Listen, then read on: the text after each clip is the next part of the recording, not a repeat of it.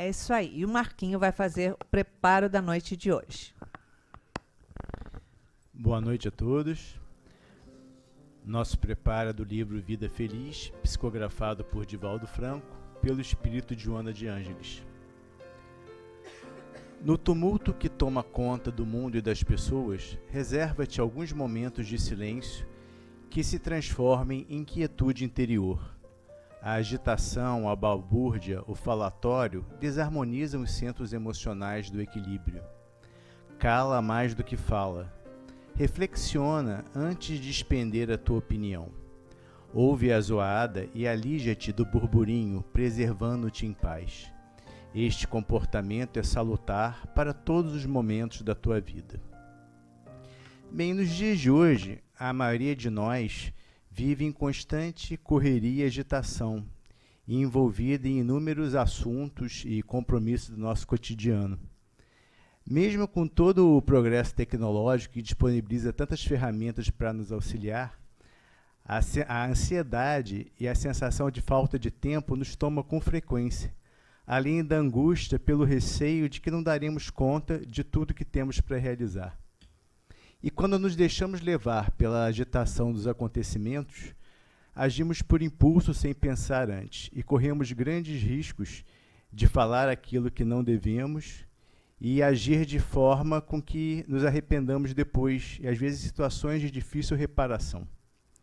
Então, nessas situações, é fundamental sairmos dessa roda viva, darmos uma parada, por poucos instantes que sejam, para tentar buscar a nossa serenidade e o nosso reequilíbrio, pois sem eles será muito difícil tomarmos as decisões corretas e ao mesmo escutar as orientações dos nossos mentores, que estão sempre ali tentando nos ajudar.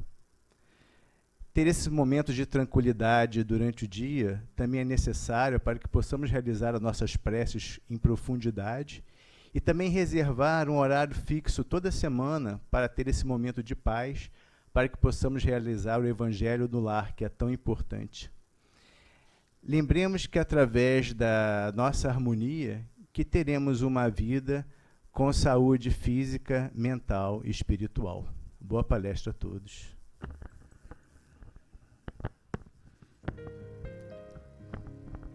Jesus, Mestre amoroso, Consolador,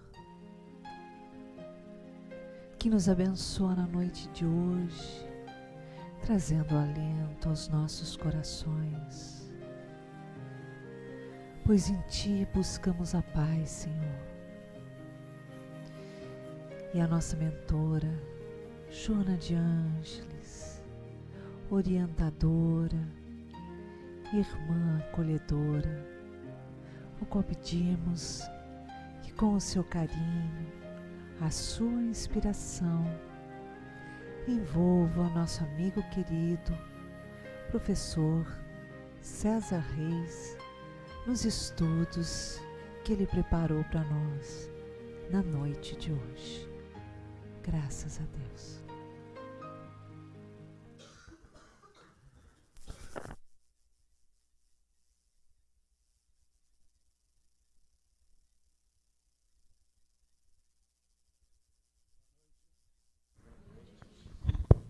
Boa noite, amigos e irmãos.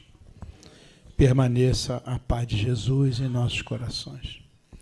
A nós nos foi dado um tema do capítulo 18, itens 13, 14 e 15, do Evangelho segundo o Espiritismo.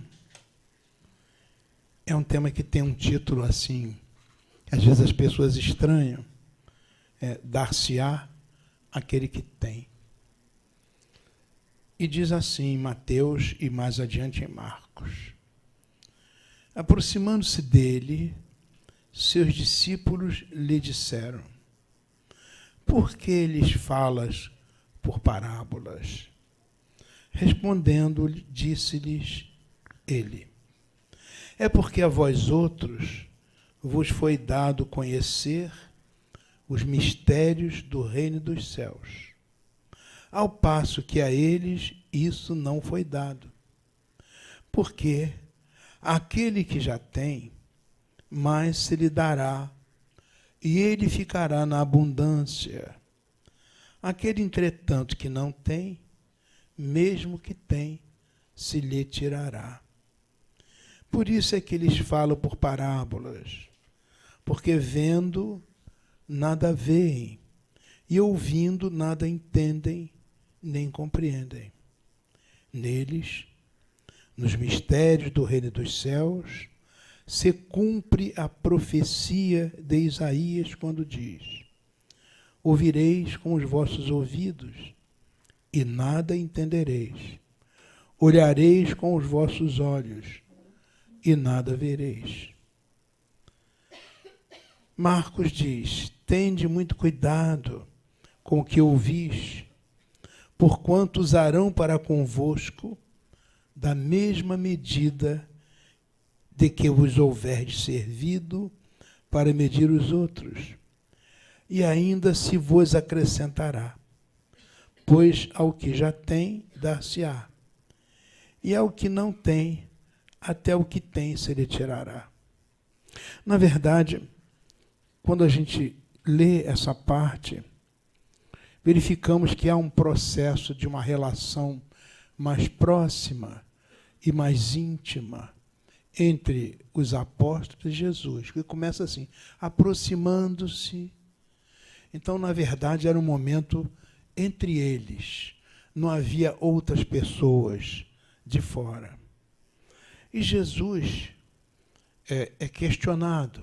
Por que você fala por parábolas? Parábola é aquela historieta, né?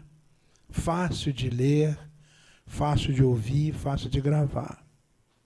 Mas é interessante, as parábolas de Jesus, elas varam os séculos. E quanto mais tempo a gente passa, mais a gente verifica que há outras interpretações que nós não sabíamos ainda. Então, essa profundidade das palavras de Jesus realmente é uma coisa propositada. Jesus é para nós assim um grande pedagogo.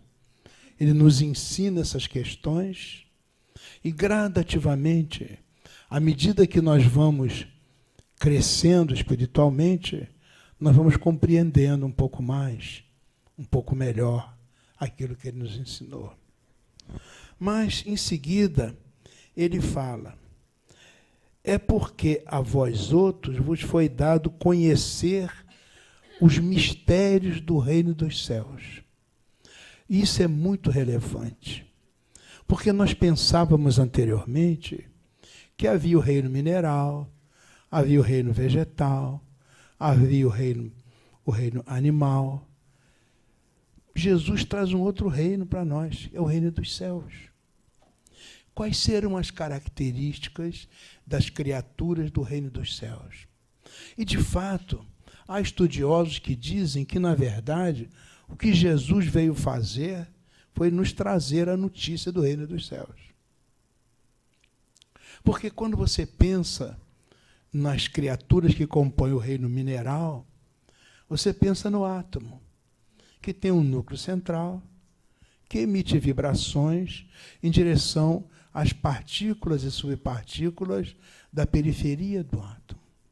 Os cientistas ficam espantados.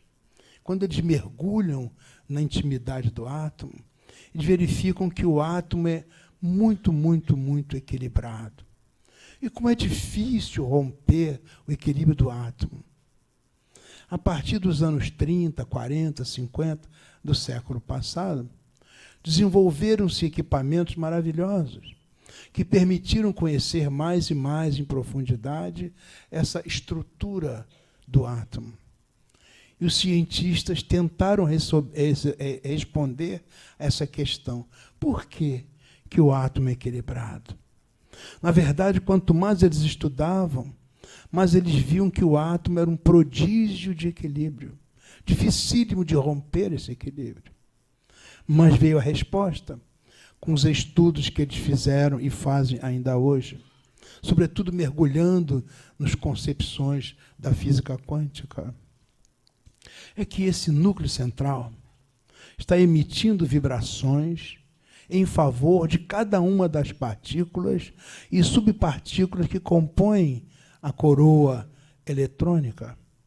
E, em contrapartida, cada uma daquelas partículas, subpartículas, algumas vivendo apenas frações infinitesimais de tempo, mas cada uma dessas partículas e subpartículas está emitindo vibrações em direção ao núcleo central. Isso forma uma rede, e é uma rede de doação, é uma rede de entrega, uma rede de oferecimento energético. Essa rede é muito sólida, muito firme, embora os nossos olhos não sejam capazes de perceber, mas é um movimento fantasticamente rápido, que permite que essas trocas criem aquilo que nós chamamos a estrutura atômica e esse prodígio de equilíbrio. Digamos, a característica dos elementos do reino mineral, todos eles formados de átomos, a característica é essa, a entrega vibratória de um núcleo central em favor dos elementos periféricos e a entrega vibratória de cada um dos elementos periféricos para o núcleo central. Essa doação é uma coisa que mais tarde nós vamos chamar de amor. Funciona automaticamente, porque existe uma força diretriz que conduz todas as forças que compõem a estrutura atômica. Essa força diretriz superior, que ela não é só subjacente ao átomo, mas ela é intrínseca do átomo. Ela tem algum nome que mais tarde vai ser conhecido. Os elementos do reino vegetal também têm uma característica própria. Nós percebemos aí o nascimento daquilo que nós chamamos a defesa da vida, o instinto. Se você coloca uma planta num quarto escuro, por onde entra apenas um filete de luz, a planta se desenvolve na direção daquele filete de luz. Parece que a planta sabe que ela precisa colher os componentes, os fótons daquele raio luminoso, daqueles raios luminosos, para transformar isso na estrutura que mantém a sua vida. É o instinto, a característica dos elementos fundamentais do mundo vegetal. Quando nós chegamos ao reino animal, já encontramos, assim, estruturas de inteligência, estruturas de relação. Hoje existe uma ciência que se chama etologia, que é uma ciência do comportamento dos animais. Porque entre os animais nós encontramos a relação de liderança, de chefia, processo de administração. Não é? Nós encontramos questões de inteligência fantásticas entre os animais. Então, digamos, o nascimento da inteligência, que nós, na criatura humana, verificamos chegar a paroxismos, alturas muito elevadas, aí nesse reino anterior ao nosso, já está existindo. Quando você chega ao reino dos homens, nós temos mais do que a inteligência, que nós somos capazes de emoções cada vez mais elaboradas, cada vez mais sofisticadas. O ser humano é capaz da música, é capaz da arte, é capaz da poesia. Nós somos capazes de nos emocionar com a dor do outro, com a alegria do outro, com a felicidade do outro. São coisas muito típicas da criatura humana. Então, cada um dos elementos, componentes de cada um desses reinos, tem a sua característica. Do reino mineral, do vegetal, do animal, do hominal. Qual será a característica das criaturas do reino dos céus? Que foi o que Jesus veio nos anunciar. Ele veio trazer o reino dos céus para nós conhecermos essa coisa nova. É que, na verdade, as criaturas do reino do céu, eles vivem num estágio diferente do nosso. Veja bem, nós falamos que a inteligência, ela começa nos animais, se desenvolve muito em nós. O instinto começa lá no vegetal, mas você encontra o instinto profundamente avançado nos animais. Essa força de coesão intrínseca correspondente à estrutura do átomo, você encontra em todo o processo de matéria, inclusive no nosso corpo físico. Então, essas coisas passam de um reino para outro. É como se houvesse um treinamento, como se houvesse uma capacitação, como se houvesse uma preparação para se passar de um reino a outro. A característica das criaturas do reino dos céus é que elas vivem em estado de caridade. Para nós, a caridade aqui é uma coisa de momento, de ocasião. A gente vê uma pessoa que sofre, uma pessoa que tem um problema, que tem uma dificuldade, então o nosso coração se dobra em favor daquela criatura e nós mobilizamos coisas para ajudá-la. Mas daqui a pouco nós voltamos para o nosso dia a dia, como falou nosso irmão na abertura, né? Nossos problemas, nossas inquietações, nossas angústias, nós saímos do estado de caridade. As criaturas do reino dos céus, elas vivem em estado de caridade, quer dizer, é a sua naturalidade, é a sua maneira de ser. Então Jesus fala nesse mistério do reino dos céus. E nós perguntaríamos, será que nós já compreendemos esses mistérios? Será que nós já conseguimos o estado de caridade? Em que medida nós nos capacitamos para ser criatura do reino dos céus? Porque foi esses mistérios que Jesus veio trazer para nós. Interessante que ele diz que o reino dos céus não é externo. A gente pensa que está lá fora. Não, o reino dos céus, ele está dentro de nós. Nós temos que mergulhar na nossa essência para encontrar esse reino dos céus. Mas ainda, ele diz que o reino dos céus não vem com o rumor das multidões, não vem com o aplauso dos outros, né? É uma coisa que se acontece na intimidade, na essência da criatura. Ele não vem com esse aplauso popular. O reino dos céus não vem com esse orgulho, né? Que a pessoa fica se jactando de que alcançou a iluminação. Isso acontece no recesso do ser. As criaturas que se iluminam, elas são serenas, pacíficas. A sua luz, ela é percebida, mas não é ela que diz. Ela é uma criatura iluminada. E as outras pessoas percebem. Então, o que Jesus veio dizer é que o reino dos céus está dentro de você, dentro de cada um de nós. E o grande trabalho de evangelização é que você seja capaz de dar um mergulho para dentro de si mesmo e encontrar o reino dos céus em você. Está dito nos textos sagrados, nós somos deuses.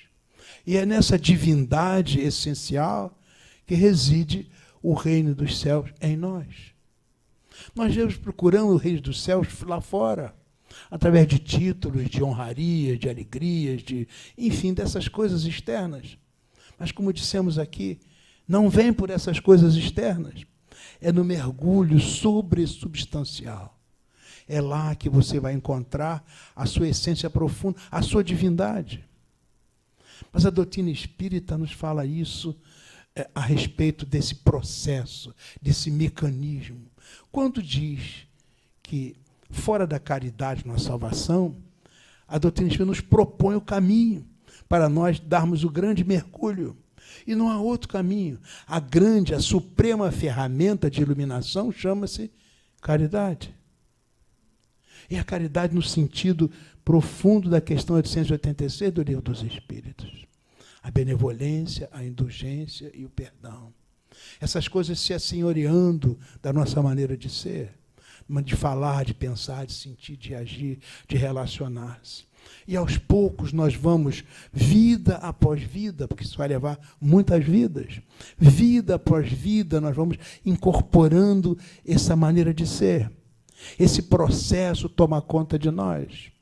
E daqui a pouco nós vamos poder dizer isso. Já não sou mais eu quem vive, é o Pai que vive em mim. Esse é o momento em que o reino dos céus aflorou em você. E você se sente parte efetiva desse reino dos céus. Então, quando você fala, quando você lê essa passagem, é disso que Jesus está nos falando.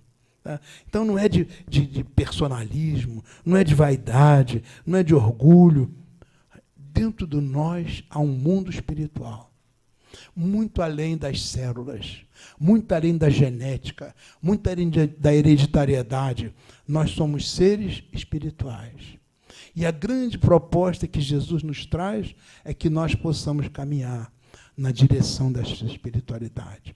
Mais do que isso é possível. Então não é um sonho, não é uma palavra bonita de poeta, de filósofo, de místico. Não, é uma coisa a ser construída, é um processo, dia a dia. Daí vem a necessidade da renovação interior, da reforma íntima. Não adianta você dizer que é espírita, que é da mediunidade, e que você recebe espírito, que você dá passe, mas se você não vai dia a dia domando as más intenções, os maus costumes, os maus hábitos, dia a dia, vida após vida, como disse, vai levar encarnações, várias encarnações, a fim de que o reino dos céus seja a sua realidade. E você entra em perfeito equilíbrio, vale dizer, em perfeita sintonia. Não ofereça mais nenhum obstáculo à livre manifestação da vontade divina. Mas, como ele diz aqui, nós temos que nos colocar na condição das criaturas que assimilam isso.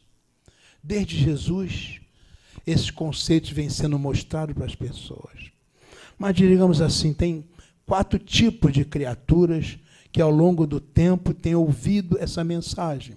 E ainda hoje, quando nós falamos de reino dos céus, isso é uma coisa muito nova para a imensa maioria das pessoas. O primeiro grupo de pessoas são aquelas que não compreendem a palavra do reino dos céus e, por ignorância total, não dão a menor importância a isso. Eu diria que nós temos uma grande quantidade de pessoas que até ouvem, eventualmente, falar nessas coisas, mas que não valorizam nada disso.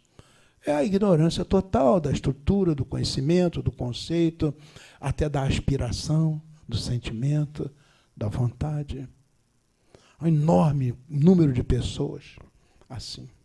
Há outros que ouvem essa mensagem, agora não estão preparados para superar as dores, as tribulações. Às vezes são tantas angústias, tantos problemas.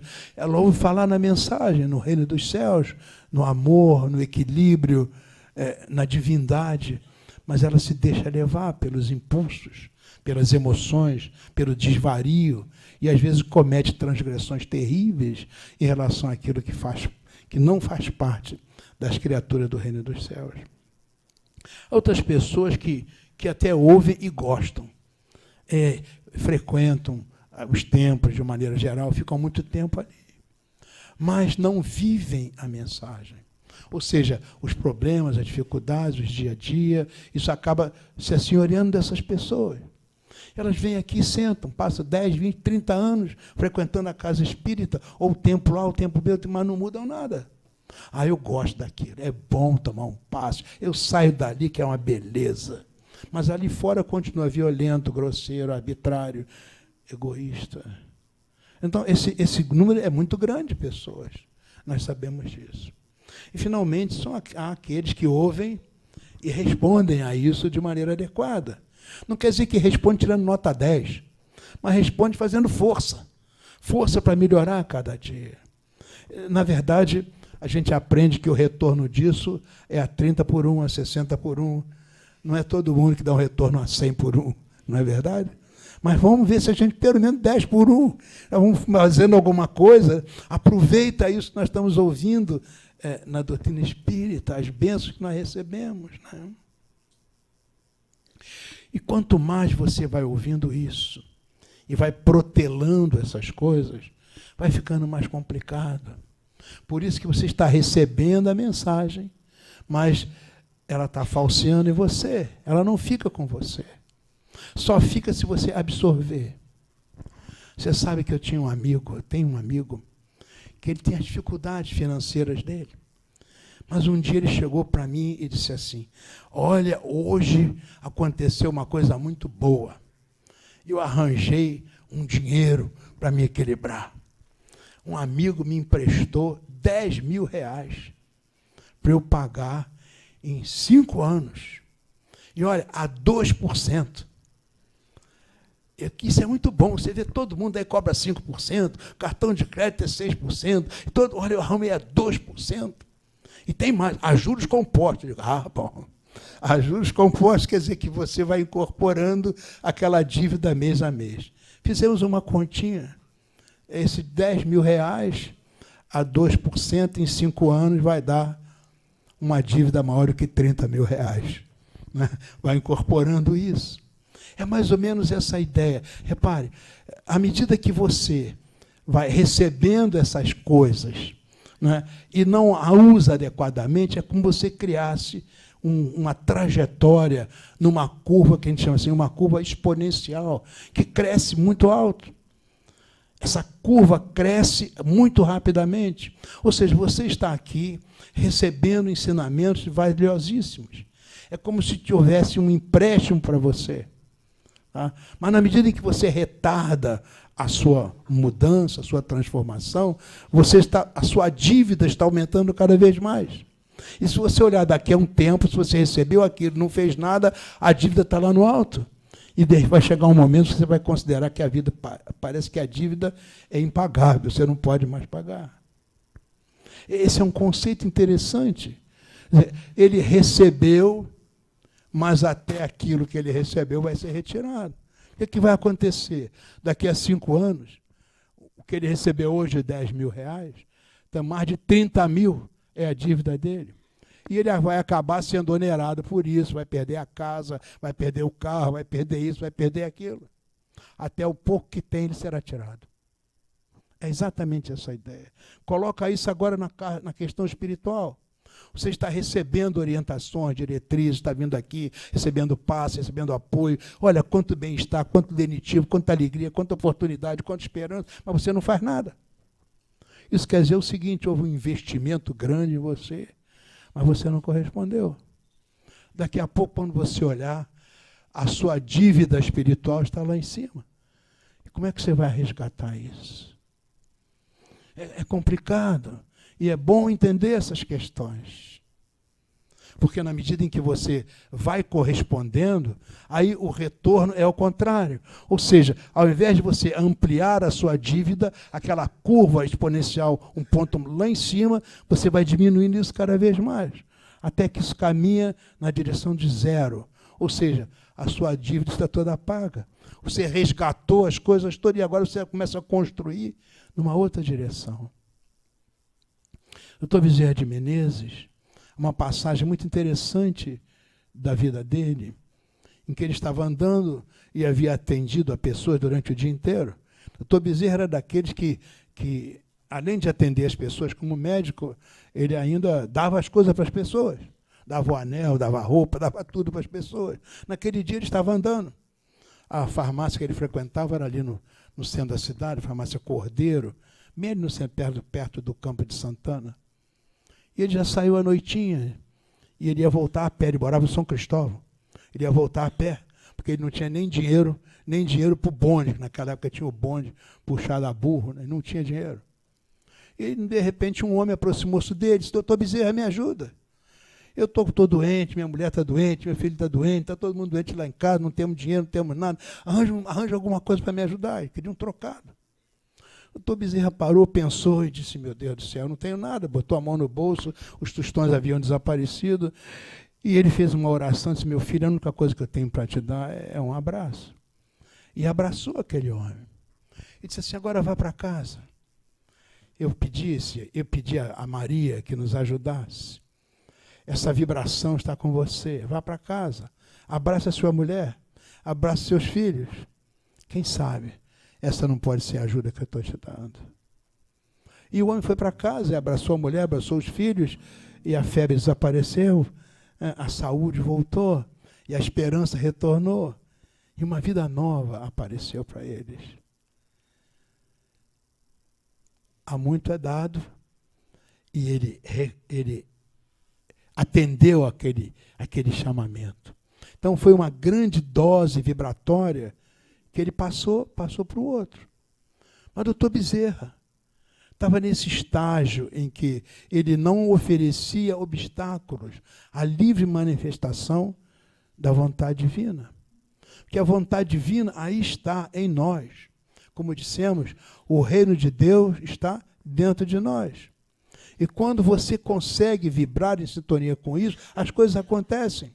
As curas acontecem, a alegria acontece, o otimismo acontece, a felicidade acontece, simplesmente porque o reino dos céus é o reino da alegria, é o reino da cura, é o reino da saúde, é o reino da felicidade.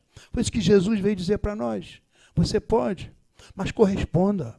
Não vá criando débitos. Você está recebendo lições em nome do Evangelho de Jesus. Há 2000 anos nós estamos recebendo. Há 2000 anos. Qual é a nossa resposta? Como isso está naquele ponto da exponencial lá em cima? Ou nós já estamos, de alguma forma, tentando captar essas vibrações, transformar isso em bem, em alegria, em harmonia?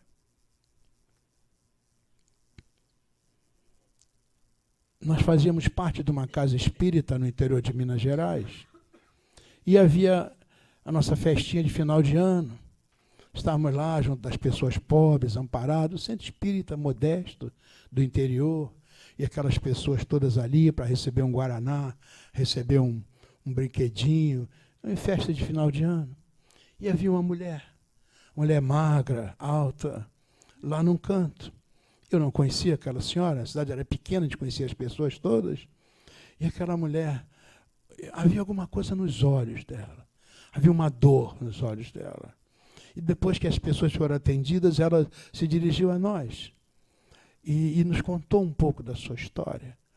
Nós vivíamos lá no interior, na fazenda, mas vivíamos com muita dificuldade. Meu marido, minhas filhas, vivíamos com muita dificuldade.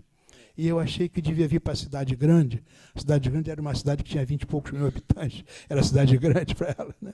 Ia para a cidade grande para ver se arranjava um emprego, arranjava algum dinheiro, né? Mas, apesar de todas as orientações que eu recebi, nós não resistimos às tentações da cidade grande. E ela acabou se prostituindo. Mas ainda houve a prostituição das próprias filhas. Era uma situação muito delicada, muito difícil. Então, é aquela história, ela recebeu uma orientação, não respondeu adequadamente, e a pouca orientação que recebeu lhe foi tirada. Mas agora vinha a misericórdia do Pai, que não nos abandona nunca, né? Então, ela procurou a casa espírita, e ali recebeu orientação, recebeu diretrizes, e o tempo passou. Vocês sabem como é cidade pequena do interior, aos sábados, o pessoal vai passear na praça. É a única praça que tem na cidade, né? Tem uma bandinha que chama de Furiosa. A bandinha fica no coreto da praça tocando aquelas coisas e o pessoal fica andando na praça. As famílias organizadas, constituídas, andam em direção à direita. As outras, as moças, os rapazes vão passando aquela piscadela, os namoros, nascem ali aos sábados, né? Na cidadezinha pequena, na pracinha da cidade. Mas as famílias constituídas, organizadas, elas todas vão passear no sábado, ouvindo a bandinha tocar. E eu estava lá, num sábado desse, com a minha mulher, os meus filhos, andando na pracinha, ouvindo aquelas coisas, e de repente, quem é que eu vejo do outro lado? Aquela senhora, que um dia se prostituiu, e prostituiu as filhas, mas que agora, graças às diretrizes recebidas na casa espírita, ao tratamento que foi feito, à preparação que foi elaborada, ela estava passeando na praça, do mesmo lugar onde eu passeava com a minha mulher e com meus filhos. Então, a mensagem que ela estava passando era essa: eu agora estou equilibrada, eu agora estou com a minha família igual à tua. E aquilo, eu digo a vocês, foi um momento assim inesquecível. Essa história que estou contando a vocês já tem uns 50 anos, mais ou menos. Nunca mais nós esquecemos da sensação de alegria de ver aquela mulher com aquele vestido modesto, as suas filhinhas com aquela roupa humilde, o marido, né? E eles andando na praça, como eu estava andando com a minha mulher e os meus filhos. Aquilo foi um momento de tão grande alegria. Eu digo a vocês, é como se houvesse assim um raio de luz. Na hora que ela abriu o sorriso, nós nos encontramos, nós abrimos os braços e nos abraçamos. Foi um momento de profunda alegria, de uma felicidade verdadeira. E eu ainda me lembro que a minha mulher virou e disse assim: esse é um momento de reino dos céus. E era realmente um momento de reino dos céus. O grande encontro em que as pessoas se faziam. Ela não era mais uma assistida, não era mais uma dependente, não era mais uma prostituta. As filhas não eram mais criaturas doentes. Eram criaturas comuns e normais, como nós, andando na pracinha da cidade pequena, ouvindo a banda Furiosa tocar. Então, naquele momento, nós pensamos nessa passagem. Ou seja, anteriormente, ela recebeu um pouco. Como não valorizou esse pouco, perdeu tudo. E depois, ela recebeu bastante com a orientação da casa espírita. E como respondeu corretamente, ela passou a absorver isso. Até o muito que recebeu passou a crescer junto dela e dentro dela. E os anos passaram e nós tivemos muitas vezes notícias dessa família que se organizou, que estudou, que se preparou e foi viver normalmente. São momentos do reino dos céus que nós todos podemos ter e podemos aproveitar. Estava lembrando de Fabiano de Cristo. Fabiano de Cristo, ele nasceu em Portugal, lá no norte, bem perto da fronteira com a Espanha. Quando ele nasceu, ele tinha 5 irmãs. A família era muito, muito católica e ele era o único filho homem da família.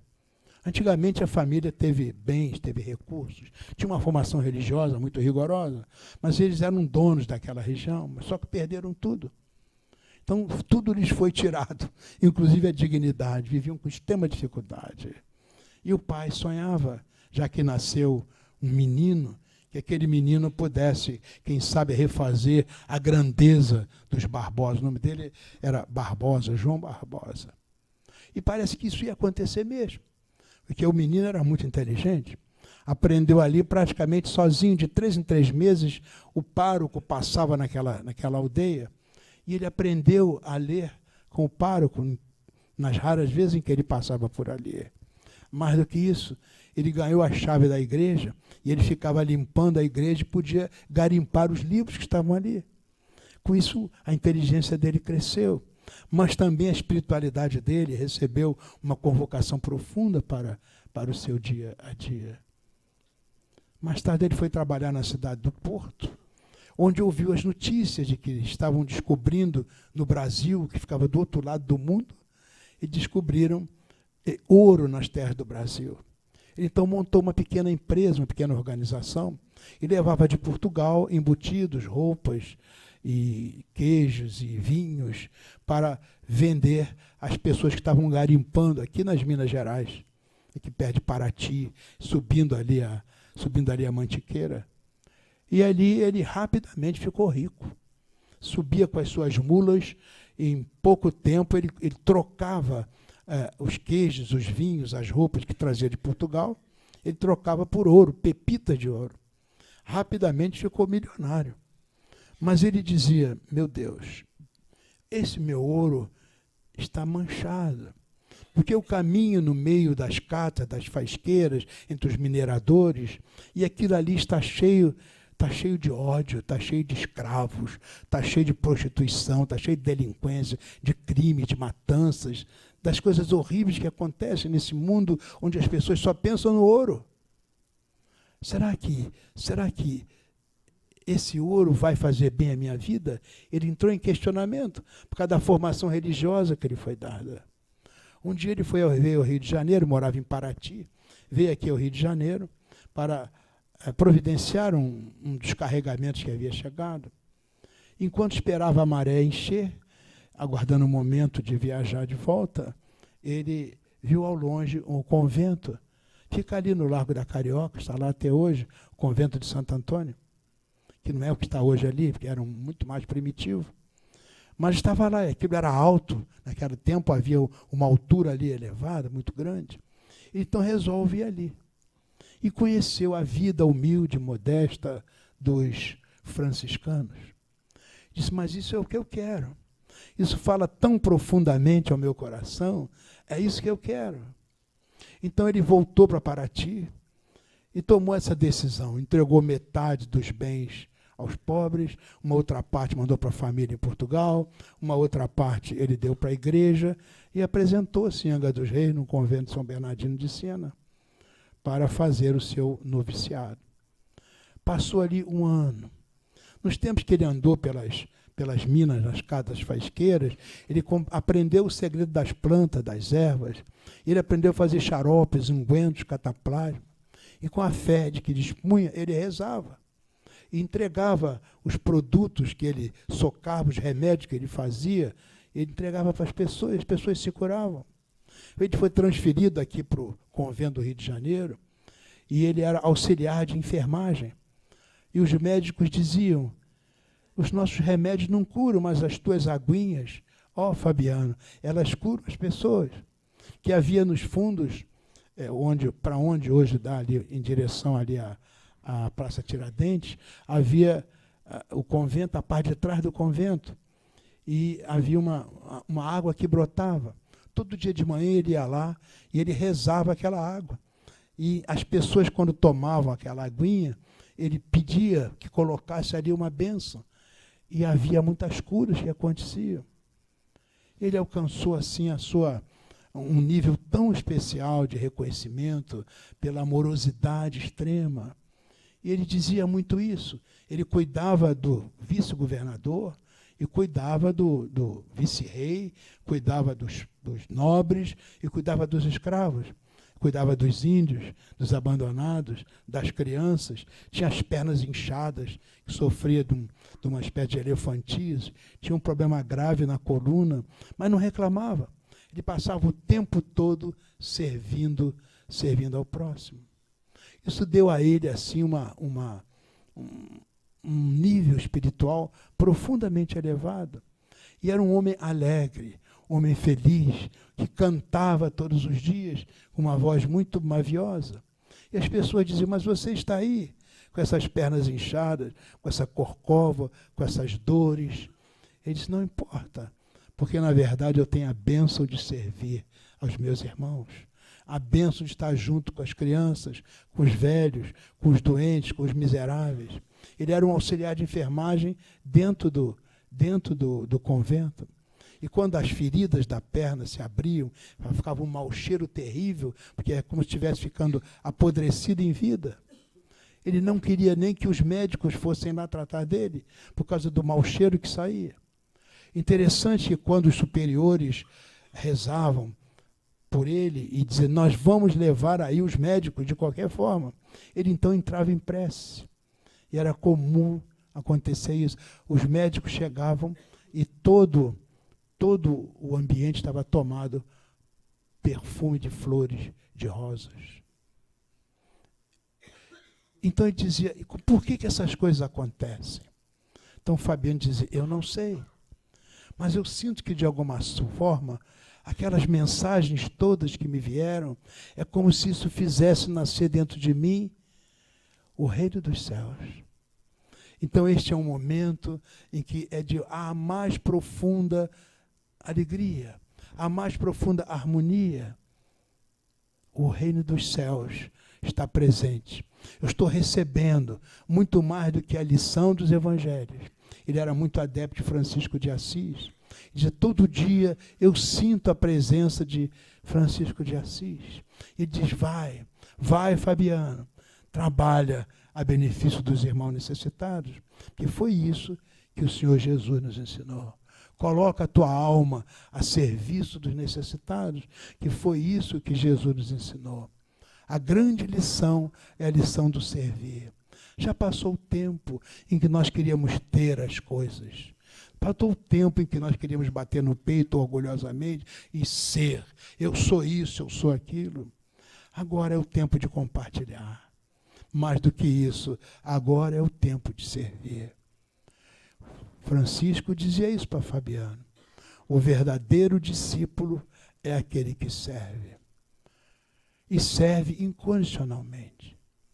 Mais tarde, uma grande poetisa chilena, que ganhou o prêmio Nobel de poesia, disse exatamente isso. Serve a chuva, serve o vento, serve a cor, serve a flor. E ela termina dizendo isso. E você, já serviu hoje? Porque essa é a essência do ensino de Jesus. Essa é a essência.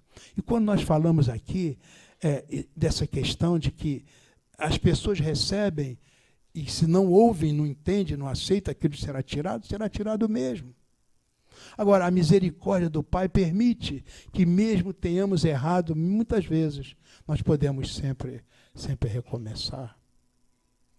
Dr. Bezerra conta a história que quando ele desencarnou, a espiritualidade mostrou a ele aquelas multidões de pessoas que oravam agradecidas pelo muito que ele fez. E ele chorou de emoção quando viu aquelas multidões agradecidas chorando por ele. Então veio uma grande luz do alto. Era Celina, enviada por Maria, e que disse que ele já havia resolvido as questões dele nesse orbe, que ele poderia agora continuar sua trajetória evolutiva em qualquer um lugar melhor da galáxia. Mas ele abriu mão disso, porque disse que havia ainda muitas pessoas a que ele considerava devedor e que deveria ajudar incondicionalmente. Essa criatura é uma criatura do reino dos céus. E nós talvez pudéssemos passar a história de muitas pessoas ligadas ao reino dos céus. Pessoas importantes, relevantes e muitos desconhecidos. Porque, como disse a lição, o reino dos céus não acontece com aplauso externo. O reino dos céus não acontece com a aprovação das multidões. O reino dos céus acontece no profundo da alma. Nós estamos aqui recebendo essa mensagem maravilhosa da doutrina dos Espíritos. Quem sabe quantas encarnações em nome do Cristo nós já tivemos? E quantas vezes nós corrompemos a orientação que nos foi dada? Mas agora, não vamos ser esse ponto na curva lá no alto, criando uma tremenda dívida, porque os juros se acumulam. Agora vamos resgatar isso. E a maneira de resgatar é servir e servir. Então, quando a gente fala que dar-se-á aquele que tem, vamos tratar de ter. Mas não é ter de possuir, né? É o ter do servir. O novo nome do ter significa ter a mensagem pronta, límpida dentro de si. O grande nome de ter se chama servir. Então, quando você estuda esse capítulo 18, muitos chamados poucos escolhidos, escolhidos são aqueles que se dispõem efetivamente a servir. E o serviço seja a diretriz suprema de nossas vidas. Muito obrigado. Muita paz a vocês todos.